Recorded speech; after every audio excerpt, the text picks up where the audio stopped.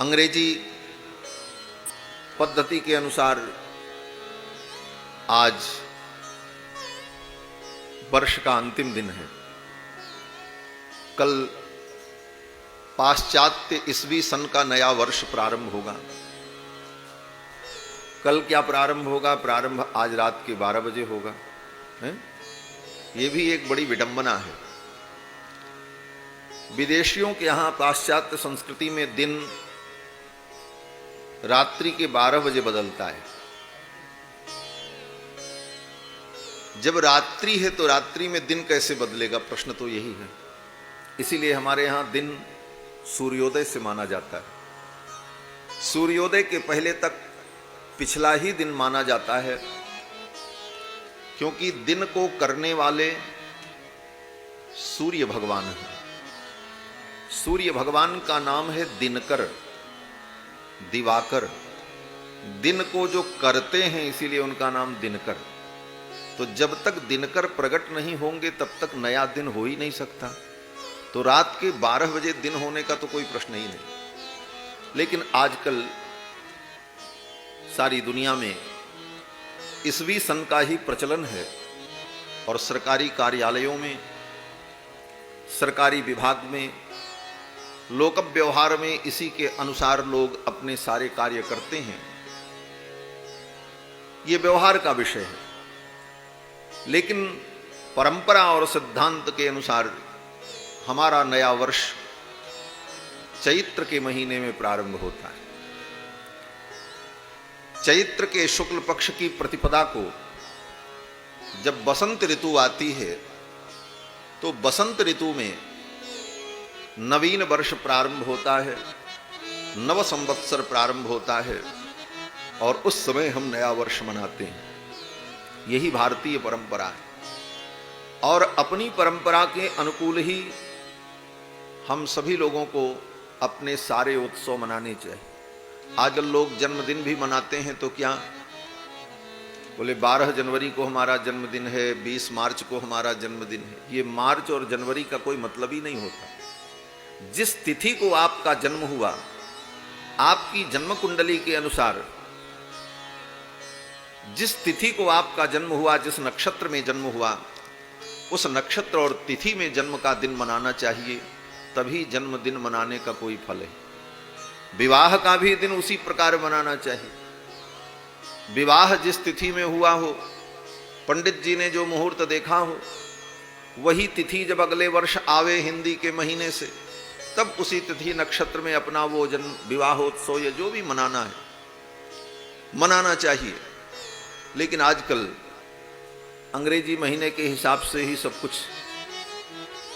परंतु यह परंपरा अनुचित है, उचित नहीं है। लोक व्यवहार में जो सरकारी कार्यालयों में, अन्य कार्यों में उस तिथियों का प्रयोग होता है उसे लोग करें, क्योंकि वो सरकार की व्यवस्था है।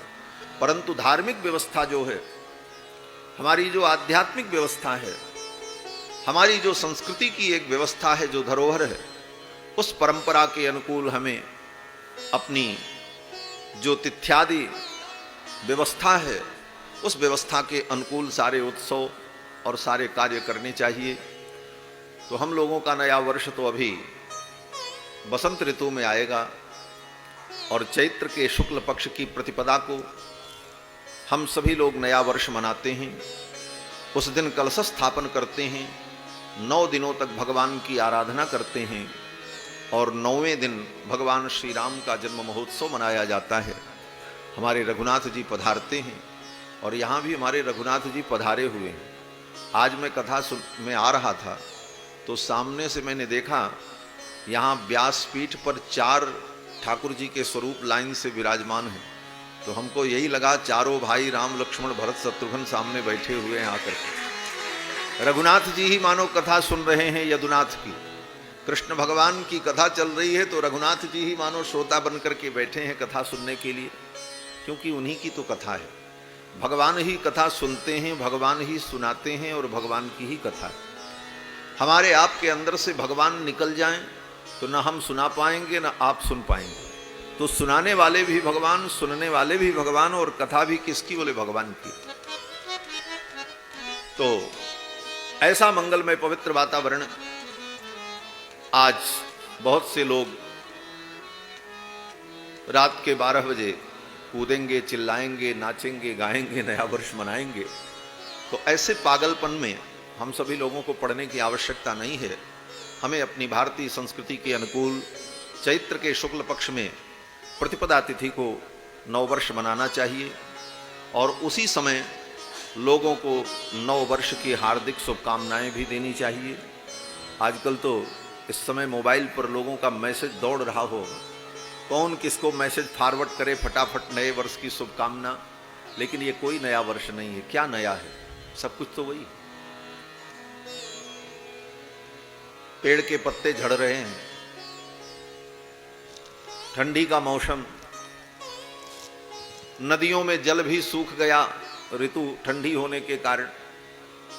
जब चैत्र का महीना आता है तो वृक्षों में नए पत्ते आ जाते हैं, लोगों के घर में नई फसल आ जाती है, प्रकृति आनंदित होती है। 6 ऋतुओं में बसंत ऋतु ही सर्वोत्तम ऋतु, जो भगवान का स्वरूप है, वो उस समय आ जाती है। सबके मन में उल्लास होता है, आकाश निर्मल रहता है। ऐसे काल में हम नया वर्ष मनाते हैं जब प्रकृति स्वयं कहती है कि सब कुछ नया हो रहा है। तो नया वर्ष तो हमारा उस समय चैत्र के शुक्ल पक्ष में होगा। उस समय हम आप सभी लोगों को नव वर्ष की बधाई देंगे। आज तो ठाकुर जी की ही बधाई लूटो। ठाकुर जी का आनंद उत्सव चल रहा है। कल की कथा में आपने श्रवण किया कि भगवान ने देवराज इंद्र के मान का मर्दन करने के लिए इंद्र की पूजा का निषेध किया और गोवर्धन की पूजा कराई। भगवान को सब कुछ अच्छा लगता है। आपने बहुत पाप किया हो, आपके अंदर बहुत कमियां हो, निर्मल मन से भगवान के सम्मुख पहुंच जाओ, ठाकुर जी स्वीकार कर लेंगे। निर्मल मन जन सो मोहि पावा, मोहि कपट छल छिद्र न भावा। लेकिन आप बहुत निर्मल हो, बहुत ही ज्ञानी हो, बुद्धिमान हो, तपस्वी हो, सब कुछ विशेषता हो, लेकिन अगर अभिमान आ गया तो भगवान को अभिमान अच्छा नहीं लगता। भगवान अभिमान रहने नहीं देते। अभिमान ही भगवान का आहार है। भगवान अभिमान ही खाते हैं। किसी भी प्रकार का अभिमान आया तो फिर भगवान को सहन नहीं होता, चाहे वो इंद्र ही क्यों न हो। इंद्र को अभिमान कि मैं देवताओं का राजा हूं, देवराज हूं, तो भगवान ने इंद्र के अभिमान को, इंद्र के दर्प को समाप्त करने के लिए योजना बनाई। कालात्मना भगवता शक्रदर्प जिघांसता, शक्रदर्पम जिघांसता। इंद्र के दर्प को, इंद्र के अभिमान को समाप्त करने के लिए भगवान ने इंद्र की पूजा का निषेध कर दिया, गोवर्धन की पूजा कराई। ब्रजवासियों ने गिरिराज गोवर्धन का खूब विधि पूर्वक पूजन किया, 56 भोग अर्पित किया, गोवर्धन महाराज की आरती उतारी, परिक्रमा की और खूब उत्सव मनाया, आनंद मनाया। इधर जब देवराज इंद्र को पता चला कि ब्रजवासियों ने मेरी पूजा नहीं की, तब तो इंद्र को क्रोध आ गया। इंद्रस्तदात्मन पूजाम विज्ञाय विहताम नृप, गोपेभ्य कृष्णनाथेभ्यो नंदादिभ्यश्चुकोपसः। ब्रजवासियों ने मेरी पूजा नहीं की, ये जानकर देवराज इंद्र को क्रोध हुआ और देवराज इंद्र ने सांवर्तक नाम के बादलों को बुलाया, सांवर्तक नाम की मेघमालाओं को बुलाया और कहा, जाओ ऐसी वर्षा करो ब्रजमंडल में, ऐसी वर्षा करो कि पूरा ब्रजमंडल बह जाए, सारे ब्रजवासी डूब करके मर जाएं पानी में। इन ब्रजवासियों ने मेरा अपमान किया है, मेरी पूजा छोड़ दी। सांवर्तक नाम के मेघ आए। इंद्र ने कहा, देखो इन ब्रजवासियों ने कृष्ण नाम के एक मनुष्य के कहने पर मेरी पूजा छोड़ दी। इंद्र भगवान को मनुष्य कह रहे हैं, इंद्र भगवान को मनुष्य समझ रहे हैं। यही इंद्र की गलती है। और केवल मनुष्य ही नहीं, इंद्र कहते हैं कि वाचालम बालिसम स्तब्धम अज्ञम पंडितमानिनम। वो बालक अज्ञ, अपने को बड़ा ज्ञानी समझने वाला, स्तब्ध उस कृष्ण नाम के एक मनुष्य के कहने पर। कृष्णम मर्त्यमुपाश्रित्य गोपा में चक्रुरप्रियम। इन गोपों ने, ब्रजवासियों ने मेरा अप्रिय किया है। जाओ ऐसी वर्षा करो, ऐसी वर्षा करो कि पूरा ब्रजमंडल नष्ट हो जाए। और पीछे से मैं भी आ रहा हूं। अहम चैरावतम नागम आरुह्यानुब्रजे ब्रजम। ऐरावत पर बैठ करके मैं भी आऊंगा और इस तमाशा को मैं भी देखूंगा। इन ब्रजवासियों ने मेरा अपमान किया है, इसका परिणाम इनको मिलना चाहिए। इंद्र के इस प्रकार कहने पर सांवर्तक नाम की मेघमालाएं, जो प्रलय के समय में वर्षा होती है, ऐसी वर्षा प्रकट करने वाले जो बादल थे, वो बादल आ गए। देखते देखते अंधकार छा गया, बिजली चमकी, बादल गरजे और झरझर झरझर वर्षा प्रारंभ हो गई। हाथी के सूंड के समान मोटी जलधारा गिरने लगी। स्थूणा स्थूला वर्षधारा। अत्यंत स्थूण और स्थूल वर्षा की धारा जब पृथ्वी पर गिरने लगी तो जलौघैः प्लाव्यमाना भूर नादृश्यत नतोन्नतम। चारों तरफ पानी ही पानी दिखाई पड़ने लगा। कहां जमीन में गड्ढा है, कहां ऊंचा है, किसी को कुछ पता नहीं, क्योंकि केवल पानी ही पानी दिख रहा था। अब तो उस जल में सब इधर उधर भाग रहे हैं, सब पानी में भीग गए। ठंडी हवा चल रही थी, थर थर कांपने लगे सभी गोप ग्वाल बाल। गाय बछड़े भी बेचारे सब थर थर कांप रहे हैं, सिकुड़े हुए हैं, कहीं कोई बचने का आश्रय नहीं। ऐसी भयानक वर्षा।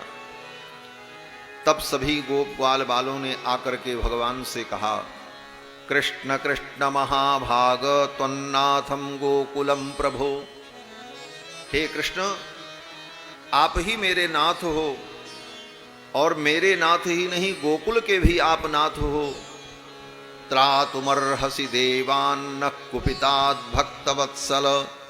हे भक्तवत्सल, आज देवराज इंद्र के क्रोध से हमें बचा लो।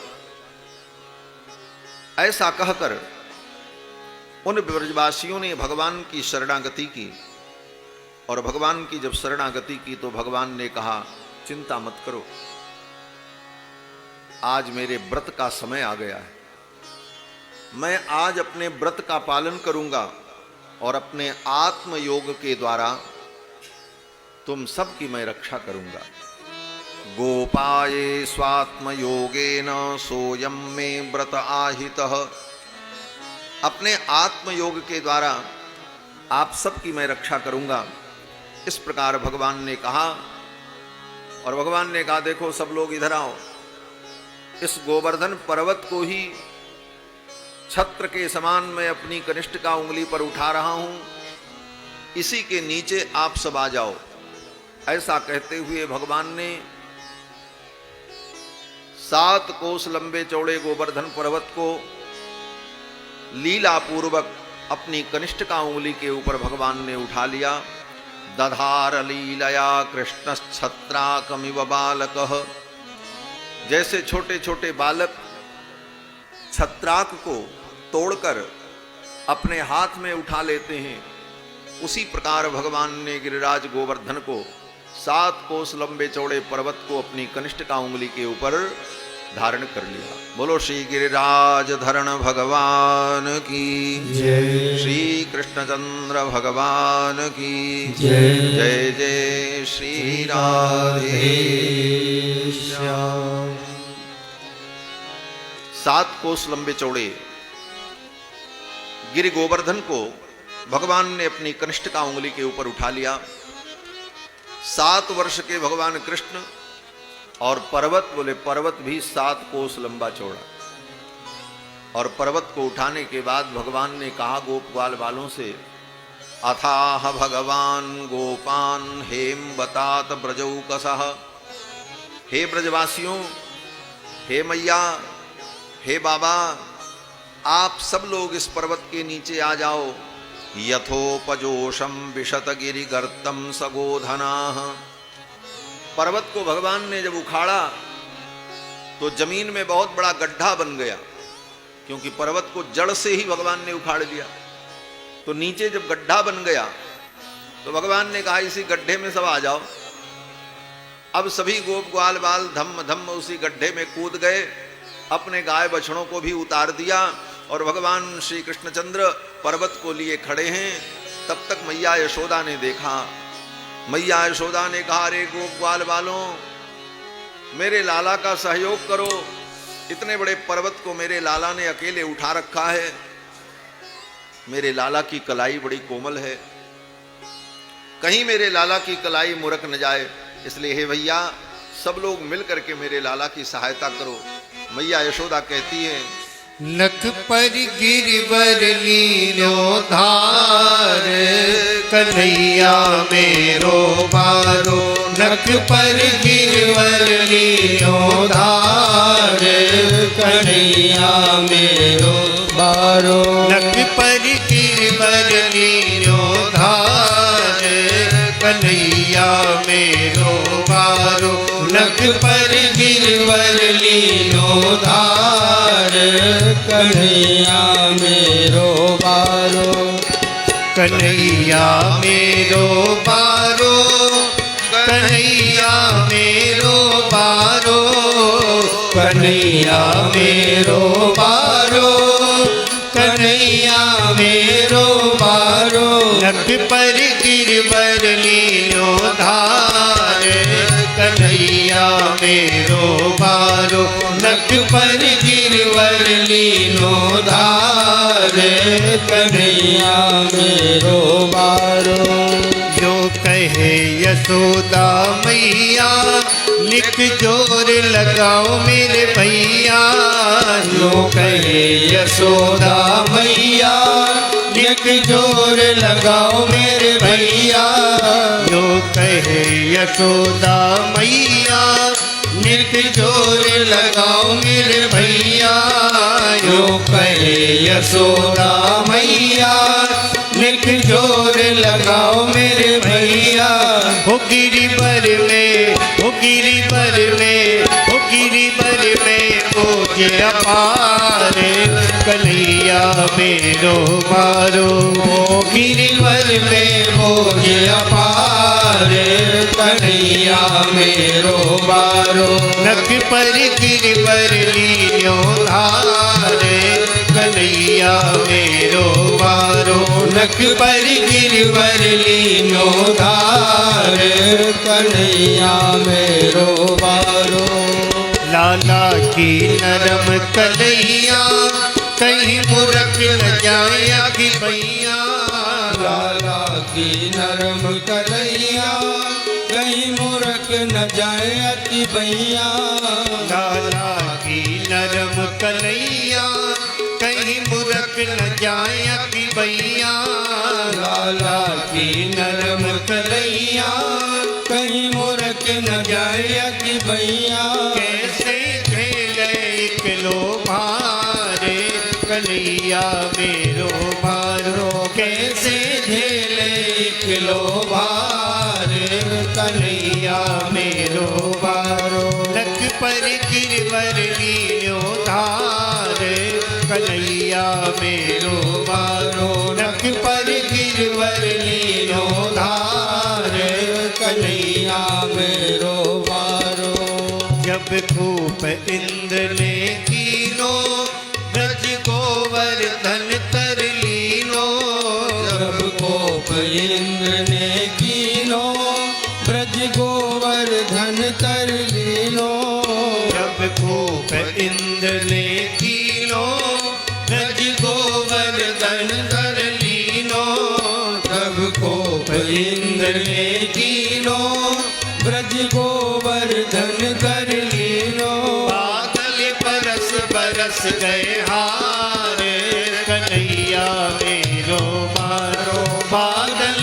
बरस बरस गए हारे कन्हैया मेरो मारो नख पर गिरवर लीलो धारे कन्हैया मेरो मारो नख पर गिरवर लीलो धार कन्हैया मेरो मारो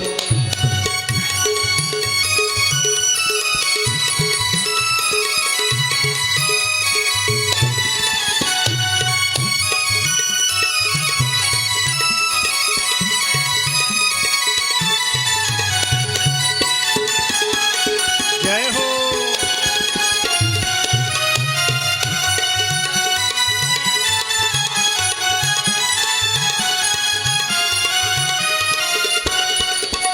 यो कहे पूछरी मारो लटिया को दियो सहारो जो कहे पूछरी मारो लटिया को दियो सहारो यो कहे पूछरी मारो लटिया को दियो सहारो जो कहे पूछरी मारो लटिया को दियो सहारो मन भगले कृष्ण मुरारे कन्हैया मेरो मारो रे मन भगले कृष्ण मुरारे कन्हैया मेरो बारो नख पर गिरवर लीलो धारे कन्हैया मेरो बारो नख पर गिरवर लीलो धारे कन्हैया मेरो बारो कन्हैया मेरो मारो कन्हैया मेरो बारो कन्हैया मेरो बारो कन्हैया मेरो बारो नख पर गिरवर लीलो धारे कन्हैया मेरो बारो नख पर गिरवर लीलो धार कन्हैया मेरो बारो कन्हैया मेरो बारो ओ कन्हैया मेरो बारो हाँ कन्हैया मेरो बारो कन्हैया मेरो बोलो श्री बालकृष्ण लाल की जय। श्री गिरिराज महाराज की जय। श्री गोवर्धन धरण भगवान की जय। जय जय श्री श्री राधे राधे श्याम।